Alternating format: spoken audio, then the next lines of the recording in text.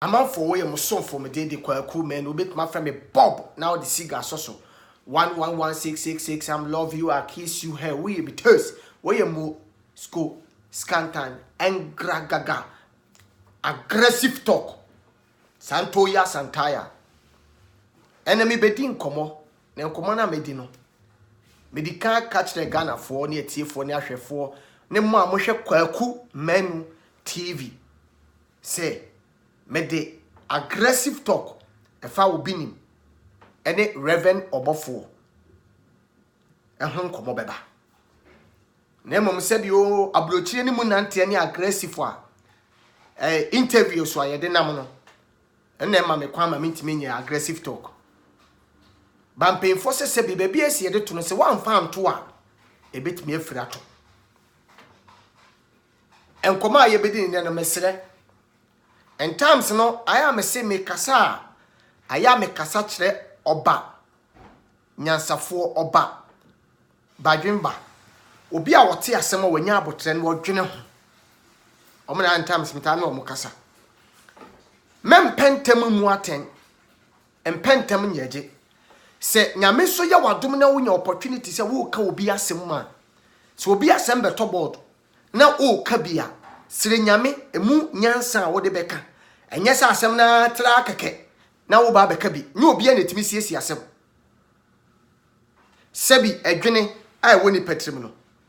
me bisa wo se ukohie obi a na pampam apa na ukohie obi a ne ti afudwene a ho na beka se wanyini hwan na beka se wanyini de na pampam apa ne de wafudwene hwan na wo de bema ne se we ye de sankofo ne gina hwan na beka se wanyini ti asemi ya wo small boy na pampam apa ho ane ye won kura bebiri nso so mu wi ase we mu a ye wu ne fo ne kura bem wafudwene ba sankofo ne ndo so ti asema making nemu masem bi na me beka ne ne enye obia na ese wodi mani di wachi koka wasem because obi wo ma opon se wanyini no sebi wodi wanim ana wodi wachi ekoka wasem a obako bi obe onko na be ma asem na koye west obako se asem etinye obia na ese wo ma kwan se wondi wachi na won kaka wasem aso be komene nipa na wanyini pa obia woni wiase adoma chede awurade nyankopon de che no me de me kan se wo ye sofo a na se wo hwe kwakoma msisi a di wulem se sofo ne bu se awurade se yampa se nyame na afra wo de a ka kire awurade se botaya wode ma wo se be ye sofo no ma hu because wo na wo ka se wo ye sofo wo na wo ka se wo ye difo wo na wo ka se awurade nyankopon na afra wo se awurade na afra wo de a ka kire awurade se won che ofre na wo frɛ wo no dwuma a ɛyɛ sɛ wo bedi because onyankopɔn frɛ Moses o manya dwuma bebia na Moses ti na ho ɛyɛ de ɛho o enjoy na so awurade frɛ ne sɛ won kono nkoje Israel fo mfiri nkoaso mu awurade frɛ David ni frɛ mu asem o ka kyerɛ ne sɛ won kono nkogum go right ba me bisa wo sofo a wo hwɛ me sɛ una wo kan wo wano se nyame afrɛ wo me na nyame afrɛ me no nyame afrɛ me tena nyame afrɛ me ndura me pese me bisa wo sofo a wo hwɛ me ne se nyame frɛ wo no wo frɛ wo de ho o frɛ se be kan nipa bom ana betiti nipa mu me papa obi nim sabi me kan se eba ministry no mu a wo wanim obofo ministry no obia wo nipa me kwakuma ni me ministry ebu nipa ebi wo ma so de dem ho me ministry mu nipa ebi wo obi ni ma so de dem me ministry mu nipa ebi wo obofo aso de dem die ntira he 24/7 obofo ma eye na aso le ma ehwe kwakuma nu sini ehwe kwakuma nu aggressive interview ehwe kwakuma nu TV obi ni mo ma so ehwe kwakuma no TV ehwe the same thing enti mi ministry mu nipa no e wa ha na mu ma de ba ko ye fani esa ye ten ne se obi ni mbeka se me wodom obofo beka se me wodom na mo ka hu se ne da bia ba akopɛ no na mo nyam de ya asole obi ye ne de bia Tuesday ene obi nim so asole bia wo ye ne bia dase obofo ye ne de dase obeje di se ye won nkofo bi awo wiase we mu a ukọ obi nim ho a wo ye church member oba obofo ho a wo ye church member say ni pano ko ma no bedu ko bi ho a wo ye church member die ntra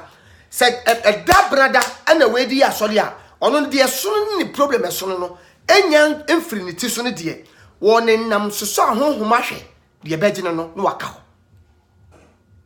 ti se obi ni mu ya asole a say ni pano obekọ no se wo asole ma no dot no wo asole ma kro na ne sa kwa ha no asole ma no o ma ne sa free ha kwa ha na me patwa yentie wa de bia na me kasa afane afanya ntokwa a se problem start se eba sa sofo nketo na mudi akire no edu de bia mo na mesumo o se mesumani na woni mo wu ahwenna no obi ye sofo no kanta patepa no ye sofo keto a mre bi atwam ebia no ye sofo o ye adwuma no ma sofo ebia no ye ma obi nim ebia no ye ma obofo saa obi wo ma obi ye sofo obi wo krampo ye sofo obi okọ ye presenter obi okọ ye adwuma ma sofo no obi akontokwa pen adidi atem pen babusa se ni pakone kosi ni sei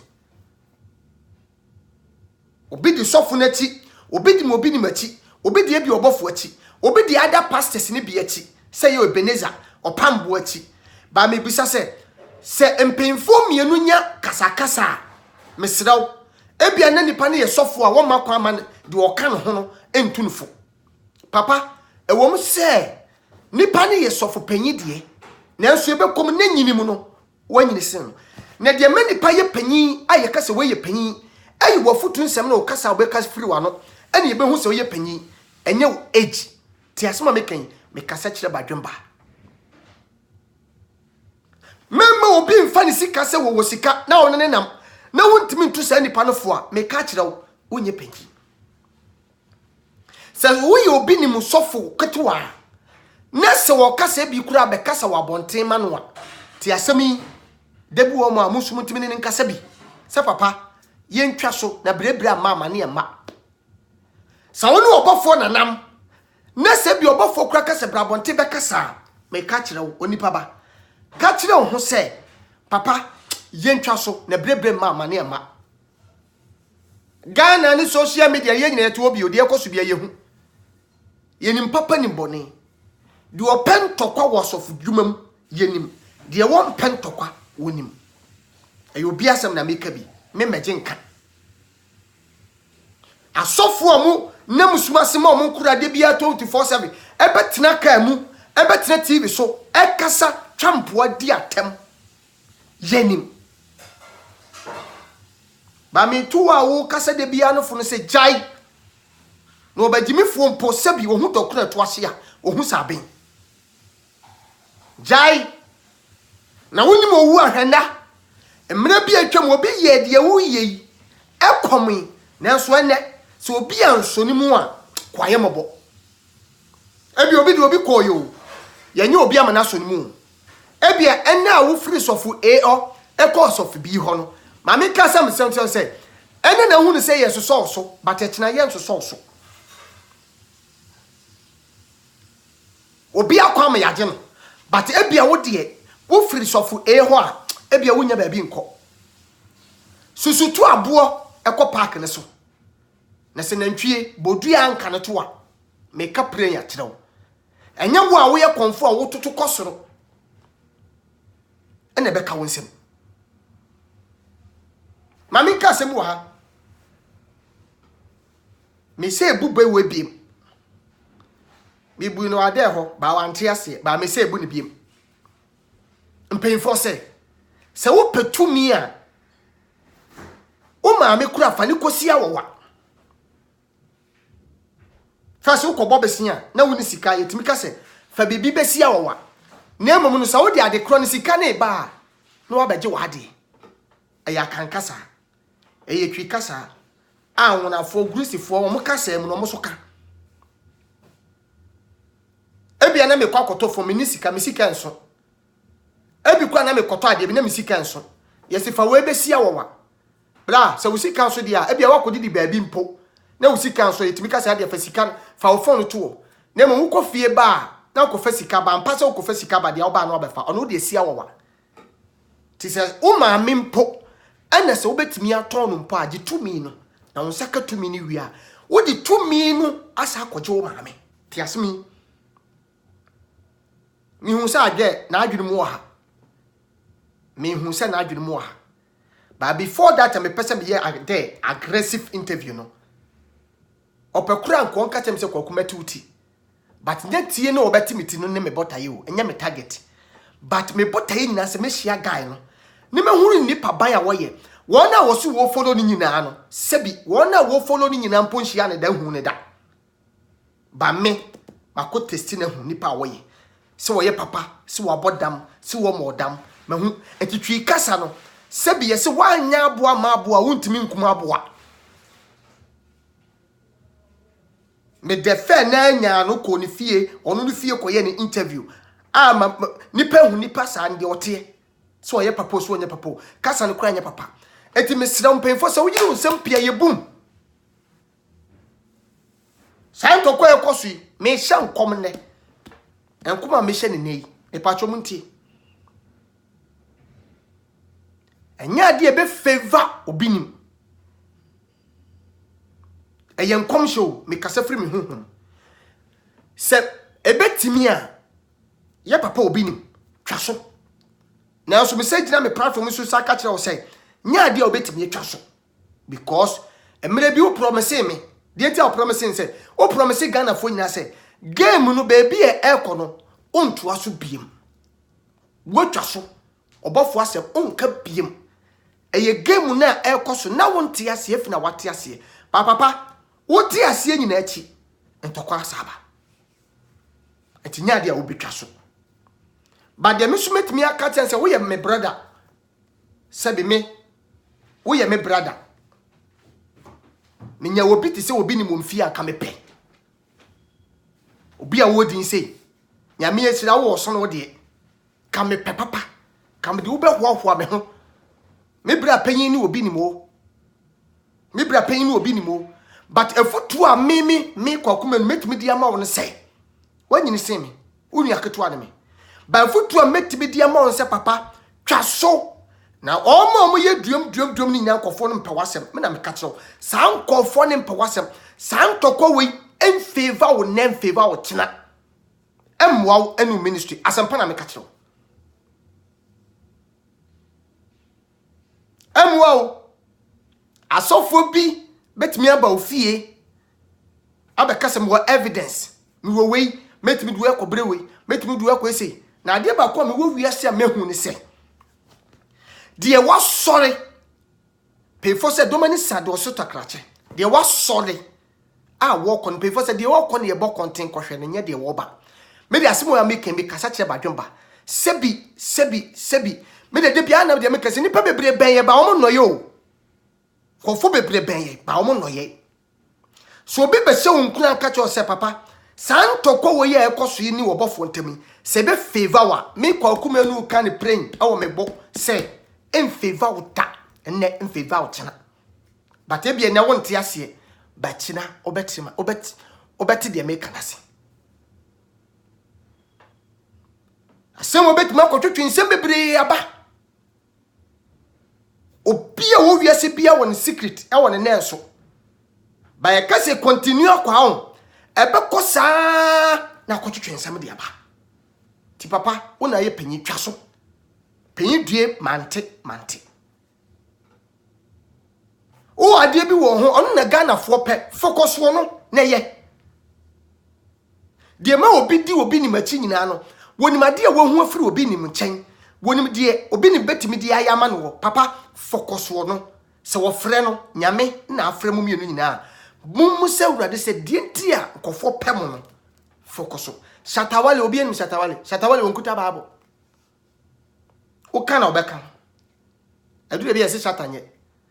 o kana obeka Shatawale ye type wa anyum tuni wo ye hwakro no beko eno na mam Shatawale ministry koso efia Schwarzenegger ni ministry koso ye won kofo bia baabi o mu firi ho na ma o ministry koso ti asem yo na nse ya Shatawale ni Stone Boy kura e ka bom kura ya fi wo mo ye benya kura nkom sanko ya fi sanko fo emienu ya fi wo mo ba ntokwa bi ho a wotimu se mo ko a e favor ba ko en favor ba ko me say e betimi a papa twaso obofo papa mesrew mun twa san tokwa we so na birebire ama ne ama me de bia me kase se papa yenim se wo na firi wa yenim se firi obi nim wa yenim social media na yete no yenim de ekoso bia o hwa se wo mesrem se mo sofo asem ba ne ye ka bia mema obumfu de etia mema obumfu ni se sa asem beto social media enya wo sofo asem biem se wo mo pa koma amfa ma social media na mo wo de ba social media de wo makwan se yenim bintimi nka ho asem yen kire ya adwene because mo de beto social media wo pese wiase nyina ka ho kire na adwene e ka na asem aka wasem ti na de beto social media nyame di bi ya de bi a chew obofo focus wo no so betie mi a focus wo no adoye no kura wo ye na asore dem wo kura no adoye ankofo sebi operation utim ko yi sika ma won se gifa ko ye operation gifa ko ye we fa ko ye adwuma ko ha dan ko ye se no me kam kirew sa de we se ye king kase a ano ten e wo life mu so ye papa so ye papa sa de na wo ye ne keke no trust me so man penyi bia te so no ye sa de a wo ye ya afi bia obewini uko America chi e krobo efen Colomos akobi no ton koke on e di koke free ho e ba America Colombia o se de ase Colombia on e di koke ura America wo mani mu nipa ne police fo wo mi nanim sa koke na ne odili nenso adoye anu wo ye e ma wo man nti ni en kana sem eduru ba bi kura police ye ka se ye bechi no no atimi de letter koma parliament say ono abesi ni prison no akodem kroni gitum say wo de ekosi prison na wa akodem prison odem ni gas nyati mi besra no die ntira adoye anu wo ye ma kurafo ani mobrofo wona anu woni bi no enti na nakoma ye urade dia obofo mesira focus ho ye wadoye no na nu bepegya wo na muntwa so but me ka tese muntwa so no sebi mu ye nipa mu mienu nyina mu ye nipa obi nim ye nipa obofo ye nipa sebi asem ba ehyewa debu akasa ne mfiri mu tedu ye bi obi nim be kasa memremu no obofo be kasa memremu because mu nyina no obi aye obi a won so ne de obi a won koda debu anu a kire obobra no awoso ho kakra asa akokọ nsu agu no so no wo so no ho ne nsu na peteko I'm feeling that like baby asumdue wo baby ahenie wo baby a stardom wo entokwa wo baby atumi wo bi entokwa wo apere wo obi hu se wo take over obi hu se hey me ntwom a wo so ma obi so se wo say enti sa de na nsi a na nye na se nkankura nye nyame ana frem nanka gorati tataye nese nyankopɔ fa me akura keto David so abekum Goliath anka me tan ne de he nanso hwɛ sɛ wo hene no kura na opɛ David akunu nanso no mu nyina yɛ nyame wo nyame na afrɛ sankofo mienu eti nyame so mu nim ntɔkwa de e wo ho dada obi de so from years nanso mimi David bekum no afrɛ na me yɛ tanfo a David afrɛ me hena wote so no opɛ me akumi e wo ministry mu dada anyam na mo start e wo ho dada na wo ma me de bia na machine eye asem aba na wonka bi ma me na wo untu yefo unka ye mom na mo wo akire mo wo akire na mo sisi mo ya asofo na mo wo akire a afire bi mo ba social media afire ase ye ka bi aguwe so ye papa munjai mo ye sai be kase mani biri ni pass mesi munjai unia no unia nya asema sa wo so ye sofo kan dia nyame na afra wo dia wa nyame afro bia pasomdue yen tete nipa ne nipa ntem mun so sem ye pastors mun so sem ampa edin difo na wo dia to se reverend se wo ye hwan no se wo ye bishop no masadin reverend no endi like unuma bible ka wose munuma ene be kire dua no aba minimini asofo anya asem wo ye sofo wo ba be ka bedi asomdua aba no wo kura de fina wo betu mu nkyene papa de nyankopon ahyira no ni pentimi se ne e wo tro kunkun nim nyame edu da bi na me amakwan a wo ensi ebia ye nyamsomfo ya asofo ba ebia bible no ye kan ba ye ntiase ye che Daniel koto jatamram die ntia obi kodi kokonsa se wo bompaye empaye o de koto jatamram na so memma wura fi se de de ne to jatamram la so nyame beyi ni firi ma tamfo ni mum kogum no emwa na hwewo ti esema making ye koto bible no ka bible nti ye hwe no ma bi ye anya wonwa say ye wo friend say ye na ye wo Misrim na me ye Moses na me feel me ye okay me didi me nom na me hu se me nua Israel ni bi Egypt mi bi edi ubone na me bebo me ye kum no na so koyi me maaye se me ka ho ene ye kum eye Egypt ni nti nam so me ye twamasu ekosi sei nipa na wokoyi ni ma na ekosi sei man hwe asem wo e ba ko twensem bebre aba ma mo belusu because wo momu ka obi to asem so ntua awto hweniye sofo ye da dom anim ye da dom nipa dom anim nipa dodo anim ne ye da na me de say papa ma no obedu kobi wo kire se wo ye panyi papa baby obi ya me don chia ma papa Emmanuel obedu kobi wo kire se wo bi ni mu ye me ba obofo ye me ba nyame som no nyame adwuma na ye no edom no nyame di amaye no sebi enye ye dia enyame dia nyakuo no a ye ka omode wo makobu no eye nyankopon asafo dia ne ye kire obi wo sika so ani ahoto koso ne nim kwa ofa so nya sika obi susu di nyame suro onye bone nko ba bia nkofre ne sika mu da nanso adwuma ne busy wonya daje mpo ne wodidi ne nipa mpo wo nya sika ne wodi odua ne sorti ubahwem no fie na akom ne nipa ne cafe just a coffee call something like a coffee and no pet anyone the whole day nanso kohe wo hia ne bi anopetututu wa bona buraburu kwan et ho we wo normal doso ti kura didie kura ma wo yemasi me ka cho se nwumre me di ade part 2 ade interview part 2 ebetuma nwumre ya ade interview part 2 betuma nwumre ya ade interview part 2 me di betuma nwumre ya papa me ka se kire badwemba ade interview na mkwan aggressive no part 2 betum nwumre ya minitamfo kokuma minitamfo opa ka chem se makum ni pama yesi ba me bewa metoto no amwo na ka de me de konfi mesi se tumi ni wo wa fama no na ma wonya tumi ni wi awaje wade ti ade me de man no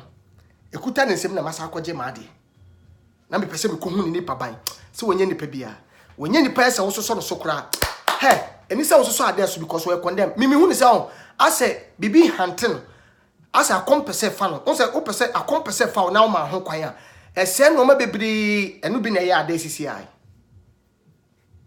to no akasa kan se ye de ne kwa hospital ko hwe na adwum nyina pe obi a so nya ye be obekuye obi a wonya ye obekuye no ko a obekuye nyina tima ba ofie wantimi enkume wasa beta social media wo ye dede badwumba fantu wo honfo timesre obinim Reverend Obofo mesiramu obi ande ne lem